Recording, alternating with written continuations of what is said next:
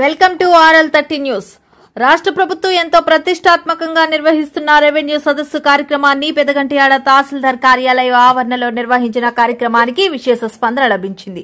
మంగళవారం జరిగిన ఈ కార్యక్రమానికి తెలుగుదేశం పార్టీ రాష్ట్ర అధ్యక్షులు, స్థానిక శాసనసభ్యులు పల్లా శ్రీనివాసరావు, మరో అతిథిగా నోడల్ అధికారి శేషశైలజ పాల్గొని కార్యక్రమాన్ని ప్రారంభించారు. ఈ సందర్భంగా పల్లా మాట్లాడుతూ అన్ని శాఖల్లో అతి కీలకమైన శాఖ రెవెన్యూ అని అన్నారు. భూమి ఉన్నంత వరకు రెవెన్యూ వ్యవస్థ ఉంటుందన్నారు. ఎటువంటి సర్టిఫికేట్స్ అయినా ఈ రెవెన్యూ సదస్సులో అర్జీకి పెట్టుకుంటే అవన్నీ ఉచితంగా ఇవ్వడం జరుగుతుందన్నారు. ప్రజలందరూ ఈ రెవెన్యూ సదస్సును సద్వినియోగం చేసుకుని వారి సమస్యలను పరిష్కరించుకోవాలని సూచించారు. తహసీల్దార్ అమల ఆధ్వర్యంలో పులి వెంకటరమణారెడ్డి అధ్యక్షతన జరిగిన ఈ కార్యక్రమంలో Newport police station CI Dhalibabu, SI Shyam Sundar, steel plant SGC, అటవీ శాఖ, దేవాదాయ శాఖ, ఏపీఐఐసి, వివిధ వార్డుల కార్పొరేటర్లు పులి లక్ష్మీబాయి, తిప్పల వంశీరెడ్డి, దల్లి గోవిందరెడ్డి, బొడ్డు నరసింహపాత్రుడు, జీవీఎంసీ, ఆయా ప్రాంతాల సచివాలయ సిబ్బంది, పెద్ద సంఖ్యలో ప్రజలు పాల్గొన్నారు.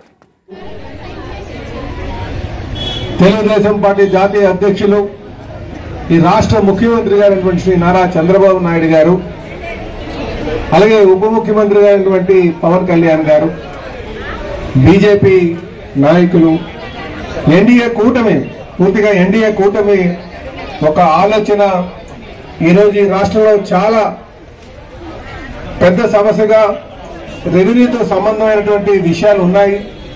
వాటిని పరిష్కారం చేయడానికి ఆ సమస్యలు, వాళ్ళు ఎదుర్కొన్నటువంటి సమస్యలు పరిష్కరించే విధంగా మరి ఈరోజు ఇక్కడ ఈ సదస్సు జరుగుతుంది. ఈ సదస్సు యొక్క ముఖ్య ఉద్దేశం కూడా అదే. ప్రజలు ఏ సమస్య, ఎవరైతే సమస్యలు ఎదుర్కొంటున్నారో వారికి పరిశీలన చేస్తున్నారు. కనుకనే ఇక్కడ ఉన్నటువంటి అధికారులు కావచ్చు, మిగతా పెద్దలు ఎవరైనా సరే మనం చేసేటప్పుడు ఆ పని కొంచెం మనసు పెట్టి, ఎందుకంటే కొన్ని సందర్భాల్లో మనం మానవతా దృక్పథం మీద చేయాల్సిన అవసరం ఉంది. అందుకని నేను అధికారులందరినీ కూడా ఆ విషయాన్ని క్షుణ్ణంగా పరిశీలించి దానికి ఒక మార్గం చూపించే విధంగా మరి ఈ సదస్సులు ఉండాలని చెప్పేసి ఈ సందర్భంగా నేను అందరినీ కోరుతున్నా. ఈరోజు మీరు అందరూ గమనించుంటే వచ్చారు, ఇక్కడ ఇటు రెవెన్యూ నుంచి ఉన్నారు, ఏపీఐసి నుంచి ఉన్నారు, ఎండోమెంట్స్ నుంచి ఉన్నారు, అలాగే మీకు ఫారెస్ట్ నుంచి ఉన్నారు.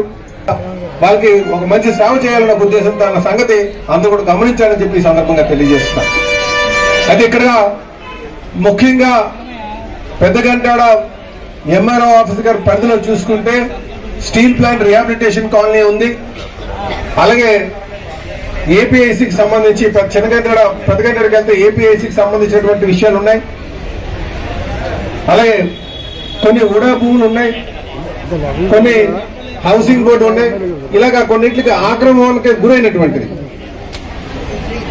అయితే ఆక్రమణకి గురైనటువంటి ముఖ్య ఉద్దేశం ఈ రోజు ఉన్నటువంటి హౌసింగ్ డిమాండ్ ఎక్కువ ఉంది కనుక మరి ఈ పట్టణ ప్రాంతాలకి ఎక్కువ మంది వలస వచ్చి వారు జీవనం సాగిస్తున్నటువంటి సందర్భంలో వాళ్ళకి వచ్చినటువంటి జీతం తక్కువైనటువంటి పరిస్థితుల్లో ఎక్కడో దగ్గర చిన్న ఇల్లు నిర్మాణం చేసుకుంటే కొంత డబ్బులు ఆదాయం అవుతుందని చెప్పేసి ఉన్నటువంటి ఖాళీ ప్లేసుల్లో వాళ్ళు వేసుకున్నటువంటి జరిగింది. కానీ దాన్ని కొంతమంది మళ్ళీ దళారులు ఆసరాగా తీసుకుని వాళ్ళు వేయడం, అమ్మడం కూడా జరుగుతుంది. ఒకళ్ళు వేయడం, దాన్ని అమ్మడం, వేయడం, అమ్మడం, ఇలాంటి వాళ్ళతో చాలా ప్రమాదం. ఏదో పొట్ట చేతి పట్టుకుని వచ్చి ఆయన ఇల్లు నిర్మాణం చేసుకుని ఉంటే పెద్ద సమస్య కాదు. ఎక్కువగా కొంతమంది ఏం చేస్తున్నారంటే దీన్ని ఆసరాగా తీసుకుని అక్కడ ఒక దగ్గర ఇల్లు వేయడం, అది అమ్మడం, మళ్ళీ ఇంకొక ఇల్లు వేయడం, వీటిని మనం కొంచెం దృష్టిలో పెట్టుకోవాలి. కనుక ఇది ప్రజలపైన కూడా బాధ్యత ఉంది. ప్రభుత్వ ఆస్తులంటే పరిరక్షించాలి, ఇది భవిష్యత్ తరాలకు వినియోగించే విధంగా ఉండాలి అని ఆలోచన చేయాల్సిన అవసరం ఉంది. కానీ ప్రజల మీద అంత బాధ్యత ఉందో, అధికారుల మీద అంతే బాధ్యత ఉంది, అధికారుల మీద ఎంత బాధ్యత ఉందో ప్రజల మీద కూడా అంతే బాధ్యత ఉంది, నాయకుల మీద కూడా అదే బాధ్యత ఉంది.